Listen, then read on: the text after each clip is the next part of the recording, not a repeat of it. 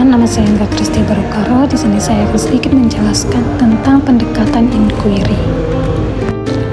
Pengertian: pendekatan inquiry adalah suatu pendekatan pembelajaran yang menekankan pada proses pencarian dan penemuan informasi oleh peserta didik sendiri.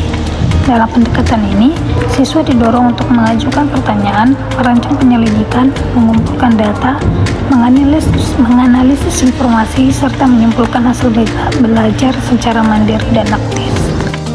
Tujuannya itu mengembangkan keterampilan berpikir kritis, kreatif, dan pemecahan masalah melalui proses eksploratif dan reflektif. Macam-macam pendekatan inquiry. Yang pertama, inquiry terbuka. Siswa merancang sendiri pertanyaan dan prosedur penyelidikan.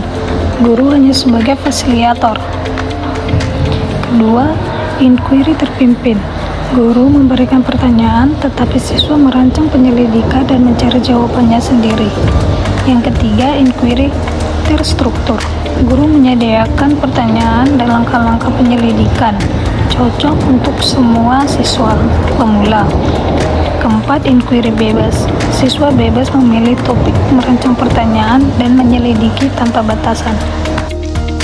Adapun prinsip-prinsipnya berpusat pada siswa. Kedua, aktif dan konstruktif. Ketiga, berbasis pertanyaan. Keempat, keterkaitan antara teori dan praktik. Kelima, refleksi dan evaluasi diri. Dan yang terakhir, proses berkelanjutan, bukan hanya hasil. Di sini ada sebuah pertanyaan yang mempertanyakan apa perbedaan antara inquiry terbuka dan inquiry terpimpin dalam kegiatan belajar. Nah, jawaban dari pertanyaan tersebut ialah inquiry terbuka memberikan kebebasan penuh kepada siswa untuk menentukan pertanyaan dan prosedur penyelidikan sendiri. Sementara inquiry terpimpin masih melibatkan guru dalam memberikan pertanyaan, namun siswa tetap menyusun proses penyelidikannya sendiri. Pertanyaan kedua yaitu bagaimana penerapan pendekatan inquiry dapat meningkatkan pemahaman dan keterlibatan aktif siswa dalam pembelajaran. Jawaban dari pertanyaan itu ialah proses inquiry. Yang pertama, merumuskan pertanyaan. Contohnya itu, apa pengaruh air terhadap pertumbuhan tanaman? Kedua, merancang penyelidikan. Siswa menyiapkan media tanam, jenis tanaman, dan cara penyiraman yang berbeda. Yang ketiga, mengumpulkan data.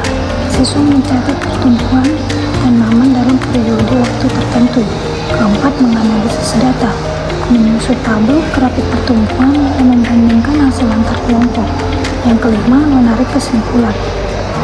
Air sangat berpengaruh terhadap pertumbuhan tanaman, tanpa air tidak tumbuh optimal. Yang terakhir, refleksi proses. Siswa mendiskusikan apa yang sudah baik dan bisa ditingkatkan dalam proses inquiry. Analisis datanya yaitu perlakuannya disiram setiap hari, tanaman 1 minggu 3 cm, tanaman 3 minggu 10 cm. Jika disiram 3 hari sekali, tanaman 1 minggu itu 2 cm, tanaman 3 minggu 7 cm. Jika tidak disiram sama sekali, tanaman per minggu itu 0 cm atau tidak tumbuh sama sekali, dan tanaman 3 minggu 1,5 cm. Interpretasinya, data menunjukkan bahwa tanaman yang disiram secara rutin mengalami pertumbuhan paling cepat, menegaskan pentingnya air dalam fotosintesis dan metabolisme tanaman. Dapat kita simpulkan bahwa pendekatan inquiry terbukti meningkatkan pemahaman konseptual siswa, membangun rasa ingin tahu, serta keterampilan berpikir kritis dan reflektif. Dengan menerapkan proses inquiry secara sistematis, siswa lebih aktif dalam menemukan pengetahuan secara mandiri dan bermakna. Sekian penjelasan saya tentang pendekatan inquiry. Terima kasih.